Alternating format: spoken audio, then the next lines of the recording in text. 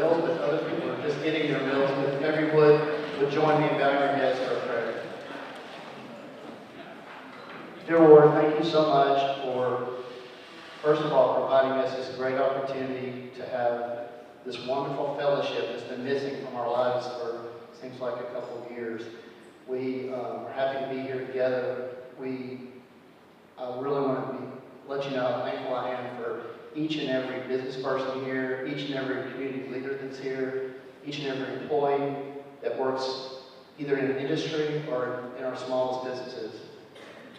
Thank you all for being here and joining this fellowship.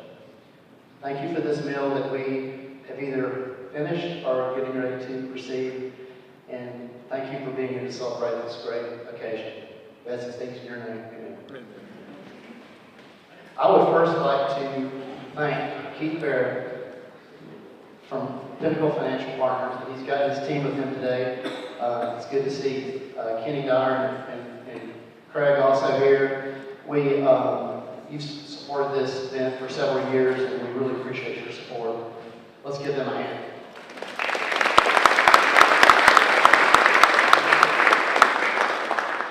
Terry Boyd was trying to sit at a table over there, and I said, Terry, that's not Pinnacle's table. If everybody notices, everybody's sitting at a Pinnacle table. So we hope that we're giving y'all the recognition you deserve. We sure appreciate it. It is, we did this live last year, and year before we did it virtually with none other than Steve Hartline as our award recipient. And it does feel good to be back together. I think this is definitely the largest crowd that we've seen in a while, and it just feels good to be back together. At the Chamber, we're still doing things. No offense to Chattanooga, I know there's a lot of Chattanoogas in the room, but our Chamber came back together after I think we missed 7 weeks when the pandemic first struck. We came back as a team in May. And we did have to do our annual meeting and several events virtually, but for the most part, we tried to get back to normal as quickly as we could. So again, I'm thankful for that. I'm thankful for you all sharing this with us today. So now I would like to ask Keith Barrett to come to the podium to introduce our very special speaker.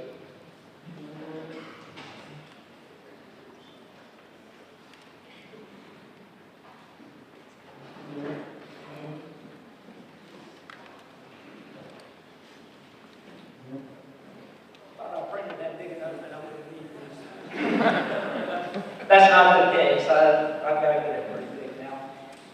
Mike, thanks for the kind words. We really appreciate the opportunity to be the presenting sponsor for this event. Supporting small businesses in our community is very important to us.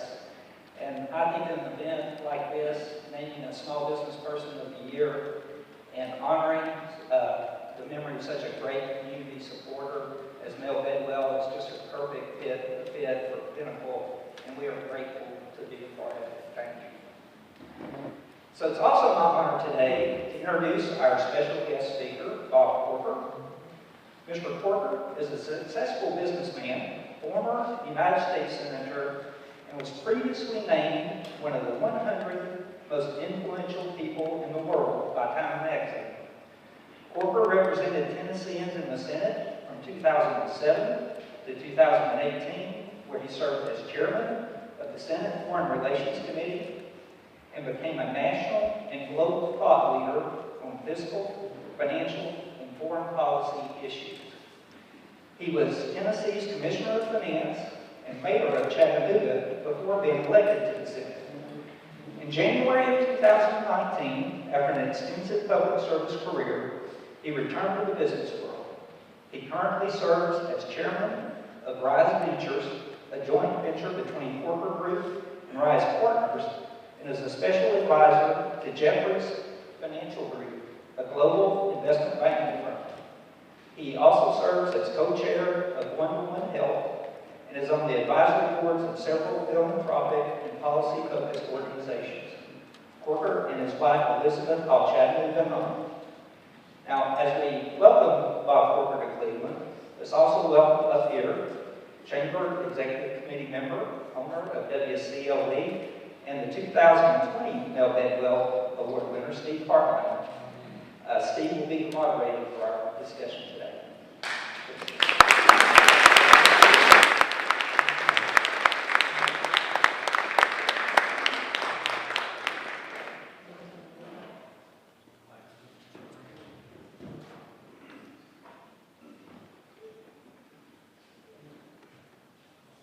Surely we can do better than that for the senator. Come on, let's go.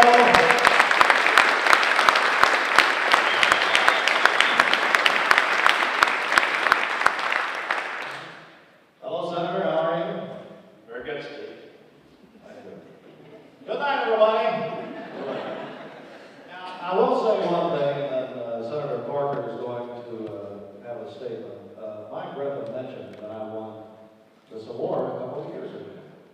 And notice that it was during COVID, and they had to do it privately, and nobody knew it until right now. So there you go, Senator. There you go. All right. Well, Senator Corker, I believe you've got some comments you'd like to open with here. Sure. First of all, you have not how great it is to be here. I haven't done much of this at all.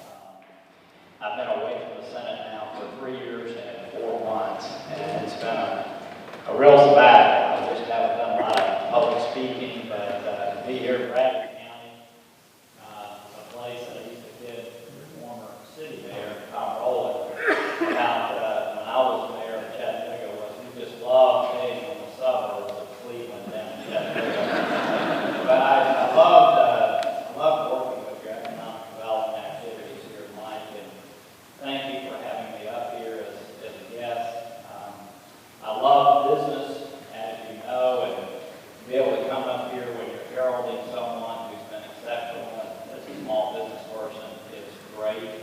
I do want to just give a little bit of advertisement for business. I had a bunch of young people at my house Thursday night in Chattanooga, and they were people that are up in commerce, and I just can think of nothing that has affected my life more than being able to go in business as a young man and create something. As a matter of fact, as many of you know, who've known me for a long time, Cleveland, Tennessee was a big marker for me in business, and it was a place on Key Street that I drove partially down getting here, where I built the very first full shopping center that I've ever built in my life on my own in a company that I owned. And so, you know, it was a real marker for me. I got to know so many of the people that are here today.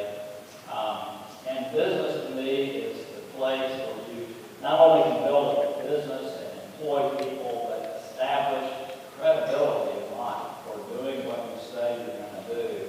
And from that, you lead civic endeavors, which matters to human beings and affects them in a big way. And then from that, you choose, of course, lead in the public sector in a little bit different way. I just think our public sector is so much enhanced when business people choose to take their talents and serve there. So I'm glad to be here. Thank you, Pinnacle, for sponsoring this. I've known Craig and others for a long, long time, and the chairman of the bank and I've known each other for 50 years, actually, and I know it's a great institution. So with that, thank you for letting me give a little bit of a commercial and thank people for just letting me be here and do something I haven't done in a long time. We are certainly glad to have you, and I think you can tell by the audience that the community is glad you're here. Let's just, Keith mentioned in the introduction about what you're doing now, and then also why are you doing what you're doing now? Tell us about that. Well, look, I think that you know what a privilege it is to serve the United States Senate. I mean, it's just a huge privilege, and I'm indebted to a large part of this room for that. I was chairman of the Senate Foreign Relations Committee, and when you leave a post like that, and having had the opportunity to be in business and to have some luck, and to be mayor of the city and commissioner of finance, where many, many years ago I met Lou Patton, who was serving as your state senator and has been a friend ever since. You Steve, you say, okay, I have been blessed to have these experiences. So how do you leverage that? And so right now, you mentioned Rise Ventures, and some of them are here as guests of our tech. I've been working with companies that are getting going. One is Rise, they're way beyond getting going. They've been incredibly successful. A company called One to One also, which is a company that runs health clinics for self-insured employers. And so that allows me to exercise, if you will, my business building. I've never worked with finer people than I work with at Rise, and to be around great people. I'm also with a company called Jeffries, which is a global investment bank. And if you think about the fact that I used to leave on Thursday nights and go to Pakistan and Afghanistan and come back Monday to vote, or go to wherever you name it. I usually went to yucky places because that's where all the problems were. But if you think about that experience, to be able to leverage that experience in business around the world, I'm doing that with Jeffries. And then Steve, I'm really beginning to see how best civically and philanthropically to leverage the great privilege of having served.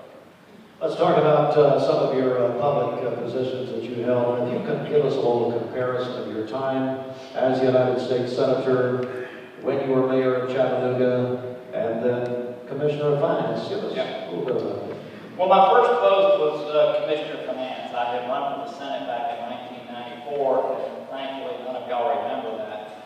I got trounced in the primary by someone who became a great friend, Bill Frist, who served as majority leader of the Senate, and we still are in touch. And interestingly, even though we ran against each other, a really tough race, and it speaks to how you never lose if you run it the right way. Bill's kids and my kids are best friends, and so it's really interesting how that's evolved. But I ran in Boston and ended up being Commissioner of Finance for the state. And for a business person, back in those days in particular, the Commissioner of Finance ran the state of Tennessee, and I just loved every second of it. The new governor come into office and needed some help. The state had fiscal issues. If you remember, TennCare had just been created right before that, with no pre-thinking. I was able to put together the state side of the Titans deal, which really had a huge effect on Nashville. We had a great welfare reform package. And Steve, for a business person, it was just the best role possible. Ended up borrowing a lot of money and buying 2 companies back in Chattanooga and moving back. And people asked me to be mayor of the city. And actually a Democrat mayor at the time just lobbied the heck out of me to be mayor. And he was a business guy too. And I got to tell you, the best 4 years of my public service life was being mayor of the city of Chattanooga. Again, I say this to business people, you can create a vision for a city and put the pieces in place to make it happen, and it's not a partisan job. There's nothing partisan about Volkswagen being down here in Enterprise South. There's nothing partisan about being a gig city, the most connected city in the world. There's nothing partisan about so many of the things that we were able to do together. And so today, when I get excited about talking about public service and encouraging people to run, it's really that service as a mayor. As a senator, it's a huge honor. And when you're representing the country around the world, whether it's in Ukraine, walking through the Don where people was murdered, or you name it, and people hang on every word that you say, it's a great, great privilege. And I was so honored to be able to do it for 12 years. But honestly, Steve, it doesn't compare, in my opinion, to being the mayor of a city or doing something like so many of you do here that are involved in the community, doing things that affect people on a daily basis, that you can see and touch and know that you've made a difference. Well, Senator, let's go inside now. The United States Senate for 12 years there, and look, here in 2022. We see what's happening, we see really how divided this country really is.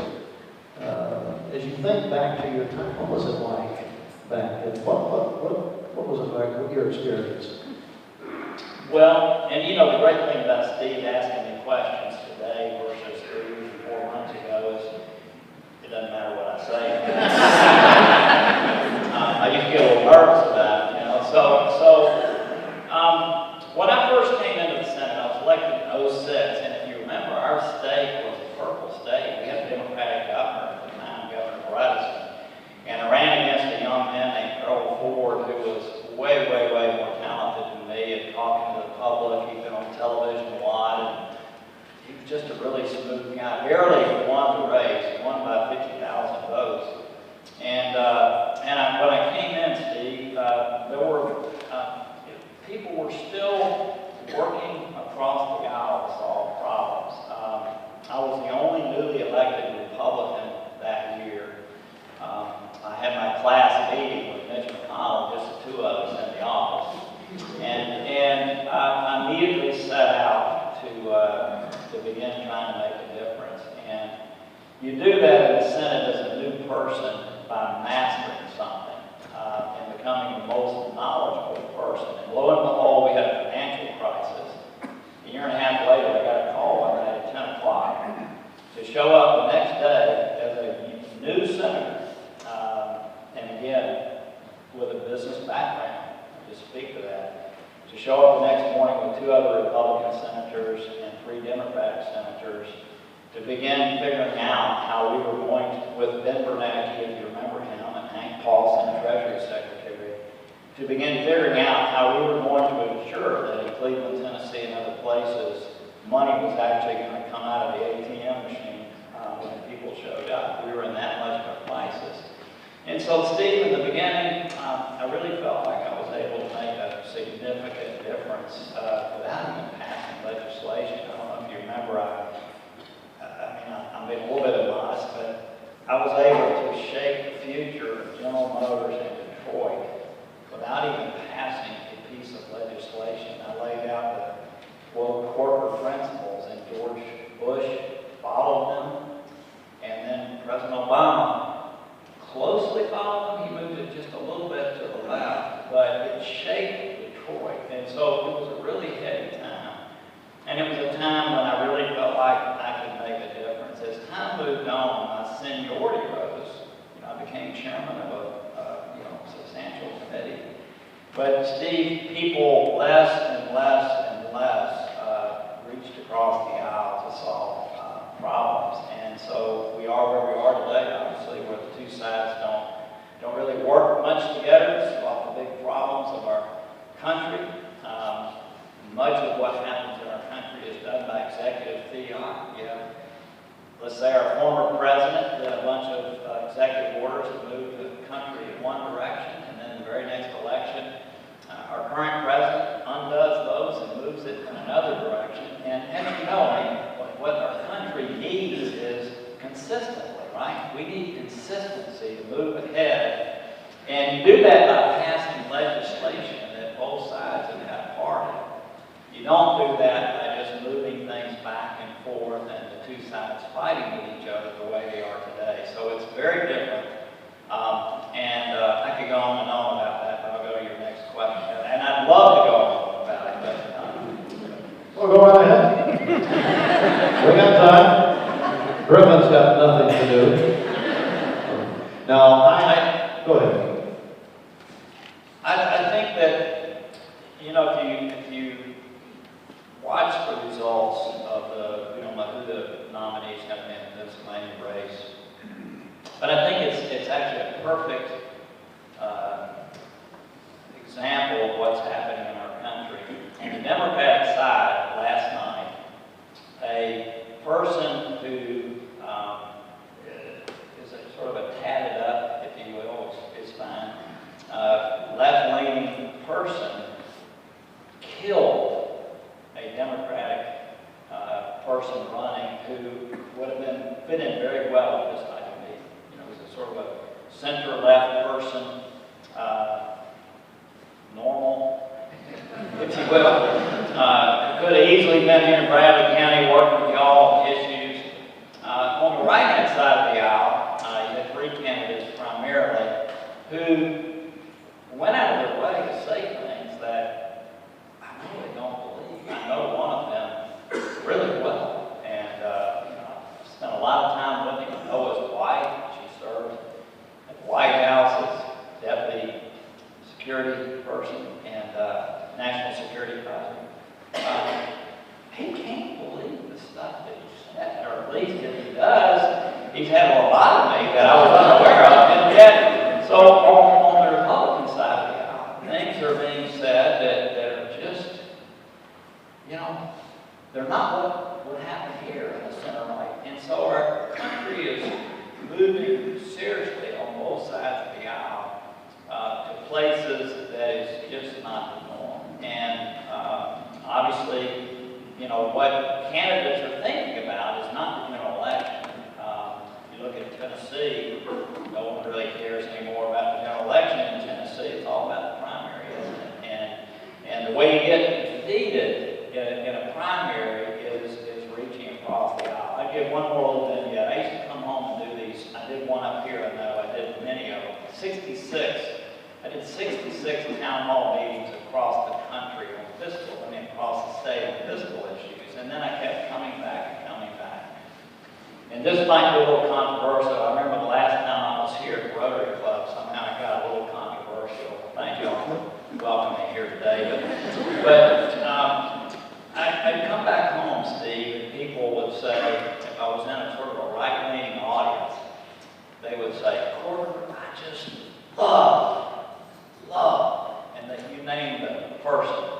Somebody who I would consider to be way over in the right edge. I just love that person. They're so strong. And then I go to a place, let's say downtown Memphis, and I've been in a group that was center left, and somebody would say, Corker, I just love X, and you name it. Somebody that you know well on the left, I never mention names. I just love that person. They're so strong. And my response would be this. Look, I'm sorry. The people in our country that hang around over in the right ditch and the left ditch, they're not demonstrating any strength at all. It takes no courage. It takes no courage.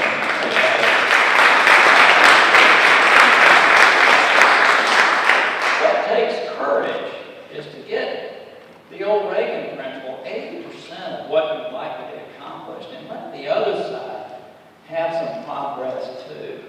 And then come back home to Bradley County or to Hamilton County and explain to people why you made a vote that was, quote, controversial, if you will, to move our country ahead. And Steve, there's too little of that today, but some of that was happening. A lot of that was happening when I first got there. And if we continue on this path, our country is not going to be the country that we want it to be. You cannot run a business for a decade in a poor way and expect to be successful. And we all know that we can run our country far better than we've been running it in recent times. And without course correction, we're going to do tremendous damage to the lives of those people coming after us. Senator, just a couple of more questions here, and I guess one of those is that one reason that you decided not to run again? Was it just getting people were in ditches and they couldn't get out? No, I almost didn't run, as some people here know, for a second term, but I told people, just like Bill Frist did when he ran, that I would serve 2 terms. It is hard to leave when you're chairman of the Foreign Relations Committee, and you know that when that time ends, you're going to be chairman of the Banking Committee, which was really my wheelhouse because it focused on economic issues. And so I planned to leave. I came into the office 3 times to announce that I was going to leave.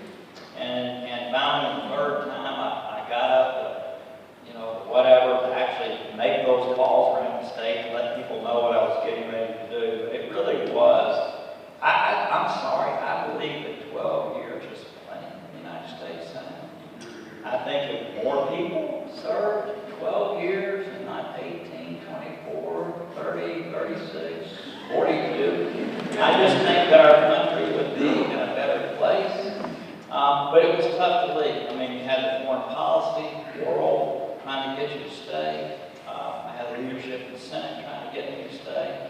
Thankfully, there were a few people back home, not many, wanting me to stay, and yet I left for that reason.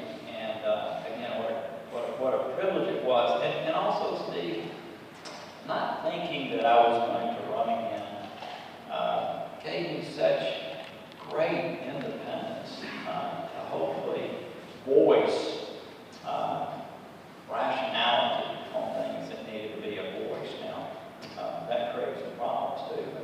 Well, yeah, but that's fine. But here's the thing, Senator. A lot of people thought that when you did that, they thought you may run for president.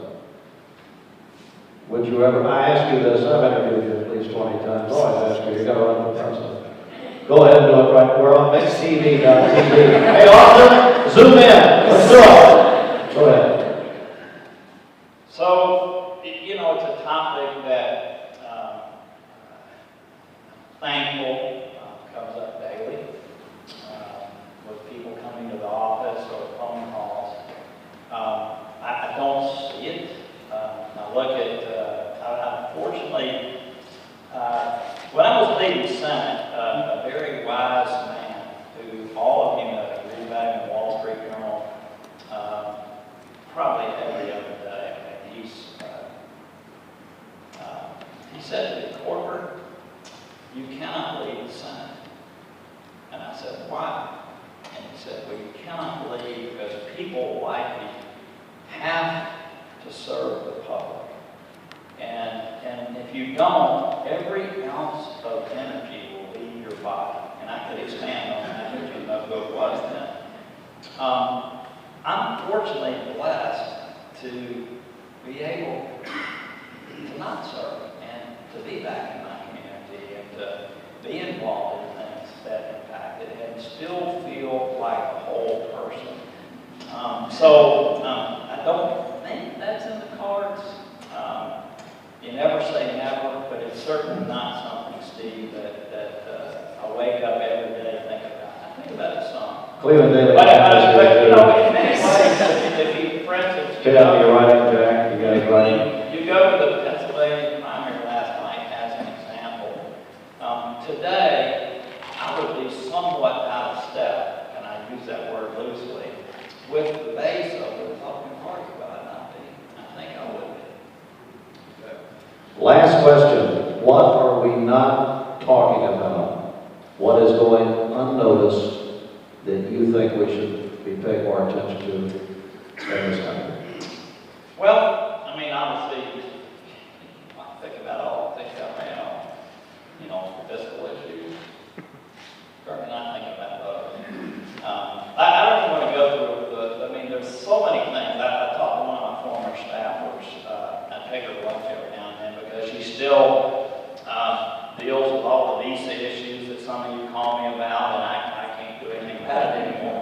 But she does, and so I was asking her, how is it serving right now? She said, oh, it's terrible. Tell me one thing that's going well right now. It's just every single day, I mean, people are complaining. You name it, inflation, the fiscal issues, the border issues, the Ukraine, you name it. And so here's today what we're, with the business group, as I can say, we're getting ready to wind up. Here's when I was chairman of the Foreign Relations Committee in 2017, we began looking at the China 2025 thing, where they announced all of the things that they were going to do. And it sort of, to use a colloquial word, it sort of freaked everybody out, okay? Well, because China has the ability, because they're an authoritarian government, they just decide what they're going to do, right? And my counterpart, Madam Fumet, who was a tough cookie, used to tell me from 2012 until the time I left that they were going to surpass us because our mode of government was not near as effective as their mode of government. The democracy is sloppy, and of course, I'd be meeting with her in China or meeting with them in the United States, and we had shown the ability to pass a budget, we had shown the ability, and so it was, I still think, and I know all of you do too, the democracy is by far the best form of government, but we've got to conduct ourselves properly, right? So when this China 2025 thing came out, Steve, everybody in the country in public position started bashing China, right? Bashing them because they're going to dominate us in chips. They're going to dominate us here, they're going to dominate us militarily, and they have the ability to just move through. Here's what I think we're missing. And what we're missing is, sure, we should bash China for stealing our intellectual property. I'm sure there's been companies here that have had that happen to them. Sure, we should bash them for their mercantilism. Sure, we should bash them for some of the trade policies that they have in place. But the best thing for us, and so all of our politicians, because we're not really performing that well, that's kind of their go-to line, isn't it? When they're coming out in Bradley County or someplace, oh my gosh, let's bash them. To me, the very best antidote to China is for us to get our act together.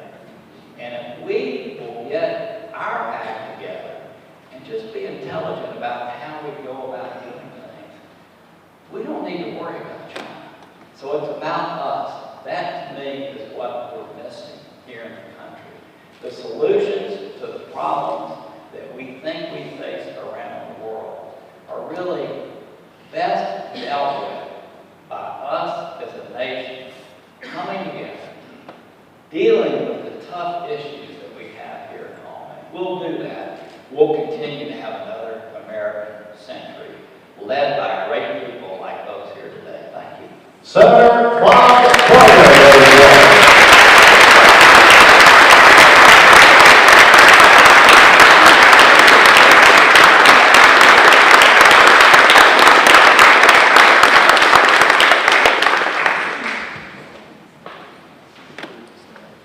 What?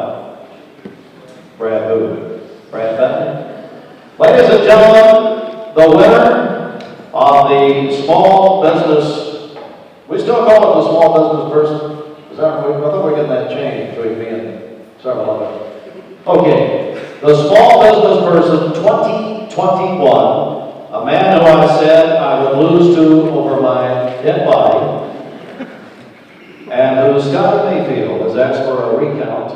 Brad Benton, owner of Baskin Robbins.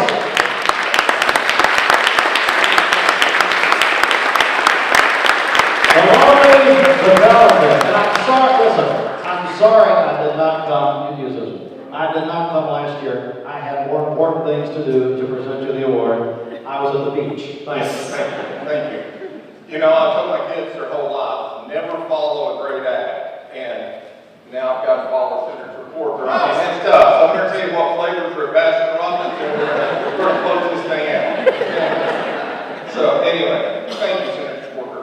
Very enlightening, just very enjoyable. I wish you could speak to us for about another hour. I would sit here and listen to every word you had to say. So good. Today we're here to remember Mel Bedwell with this presentation of the award named in his honor. Mel was known in our community for his energy, his determination, his ingenuity, honesty, enthusiasm, loyalty, and all the traits necessary, as most of y'all know in this room, to have a successful small business. Mel was very active in our community through his efforts with the chamber, civic clubs, and church activities that he was involved with. He co-owned the Cleveland Business Machine with Jack Smith and served as chairman of the Chamber's Small Business Committee. As a list of our previous winners can be found in your program, if y'all noticed that, I'd like to ask those winners to stand at this time for recognition.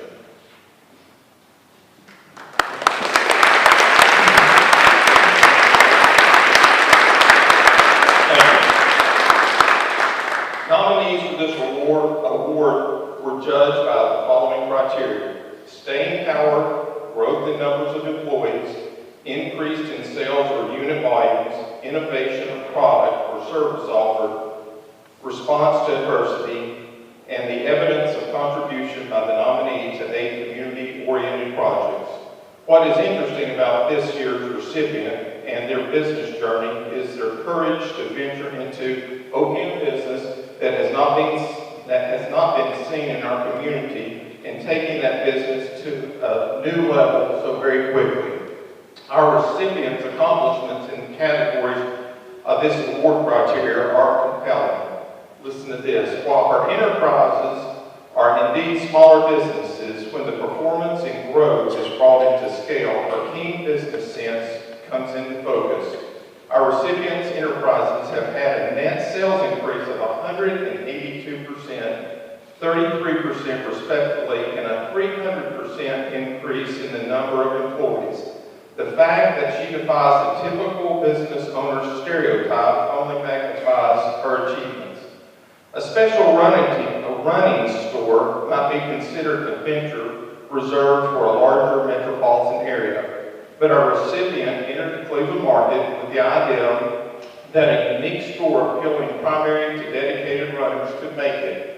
She took a risk that there would be support from the devoted runners in this community. To strengthen the brand, she stocked the store with their unique running apparel and help enthusiasts that previously were only found in larger cities. Associate Tiffany Skinner said of selling specialty shoes, quote, "It is our bread and butter, so it doesn't feel innovative, but even just having a business in Cleveland that fits people for the right pair of shoes so they can get some relief from their everyday aches and pains while they go about their work and business and enjoying their family life is huge." Our recipient recognized the value of enhancing the downtown area and took another risk in relocating her business to that area. She predicted that her business sales would grow exponentially, which they did, and created it in this larger location. Her investment paid off even more by dedicating part of her retail space to a coffee shop. Finally, her innovative plans included a side venture of race timing, a service that previously had been contracted with only out-of-town firms. She recognized the needs for nonprofits and others and has provided services to them using knowledge that goes hand in hand with the running store. She and her team have also successfully staged 5 annual Cleveland Half Marathon events. An obvious obstacle, of course, last year was, for the last 2 years, was the pandemic. Small businesses were particularly vulnerable, and businesses like hers were not immune.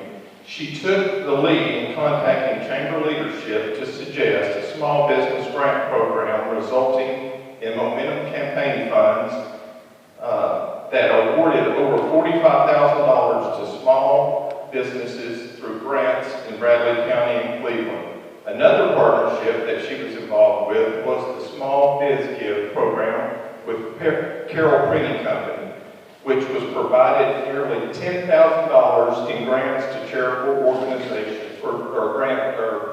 gifts to charitable organizations. Our recipient is active in the community organizations such as Cleveland Noonday Rotary, Chamber of Commerce Board, and Main Street Cleveland. This year's Mel Bedwell Small Business Person of the Year Award goes to Brittany Katz, owner of Terra Running and Cleveland Coffee and Market. Give it up.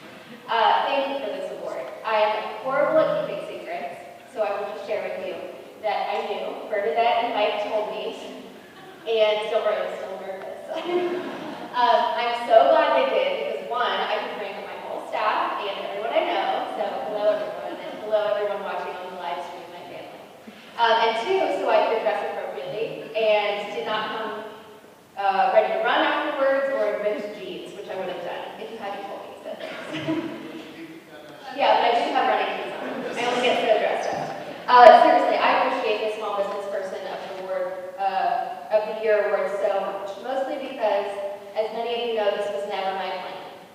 As my dad lovingly reminds me, I have many degrees in something that I will never use, or never use. I got my master's in teaching, and I taught public school in Atlanta for years. I ended up in a situation that I didn't plan for, and made one seemingly right choice after the next. I don't have a business degree, I never took one business class, and I've been truly, as many small businesses do, building a plane as I've been flying it for years. Where I haven't had expertise, I have had to learn humility. Where I've lacked business knowledge and experience, I have had courage. Where I didn't have a business partner, I've had so many friends and people helping me along the way. I attribute any success I have had to the courage to swallow my pride and admit what I don't know. I've learned bookkeeping from YouTube, I've learned merchandise buying from asking questions, and I've learned hiring from learning to trust my gut. The business world is changing by the week, and adaptation is a requirement for small business owners. People quit, supply chains crumble, the internet goes out, the receipt printer jams, the fire alarm goes off. It's never ending and all-consuming, and extremely rewarding, and the only constant is change. What has kept me going are my flexibility, caring about people deeply, and a willingness to make sacrifices. This award is meaningful to me because this wasn't my plan. Life often doesn't go as we planned, and making the best of a situation is often just the next right thing to do. I've created a life that I love, surrounded by people who encourage me, in a community that has believed in me far beyond before I believed in myself. Thank you is insufficient a term for the gratitude I feel for that. I didn't get here alone, so I do want to thank a few people. First, it's not a person, but my dog, Rocky, who couldn't be here because he's a dog. And he is my best friend, and he has been for 10 years, long before Tara and any of this existed. I want to thank my family who's watching on the live stream, who has been on Team Brittany since day one. My staff who's here today, and who helps put legs to all my dreams and does the real work of the business. My dearest friend Andrea, my boyfriend Jared, my friends Allie, Aaron, Bill Estes, and a special heartfelt thanks to my good friend Trey Cody. Trey's belief in me and willingness to help me learn some basic business skills that I lacked a few years ago when I purchased the entirety of the business are truly the reason I'm still in Cleveland and have the confidence to do this on my own. These friends and many, many more, and many of you in this room, including Pinnacle, have been life rafts during a season of uncertainty, and learning to lean on them has made all the difference. So thank you very much.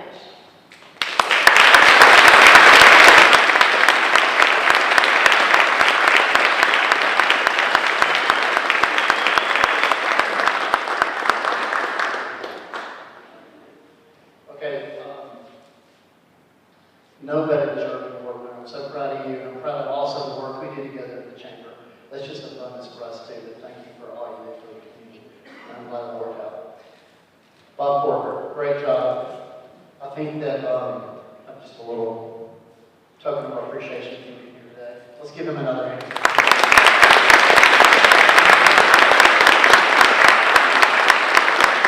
I'm pretty sure if you have any other political aspirations, you've got some support in this room. So hearing everything you had to say, you gave us some good insights. So things that we need to be looking at. Bernadette Douglas. I guess probably most everybody in the room's heard this, but our 40-plus year employee is going to be retiring later next month. And I wanted to remind everybody that her going away party is June the 9th on a Thursday from 4 to 6 at the Chamber. So I hope you can come by. If you can't, this is probably the last event you see her at. But we'll have a lot more to say about that. But I just want to throw that out there. Pinnacle Bank, thank you again for sponsoring us today. And most importantly, thank you to our chamber members, because it has been a couple of tough years that you've been there for us, you've supported us in all our programming, and at the same time, we've done everything we can to help your businesses. So it's a good marriage. Forgot? Stay for pictures. Okay, is that everything? Doc Seymour, it's good to see you one more time. Glad you could be here today. All right, everybody, thanks again for being here, and have a great afternoon.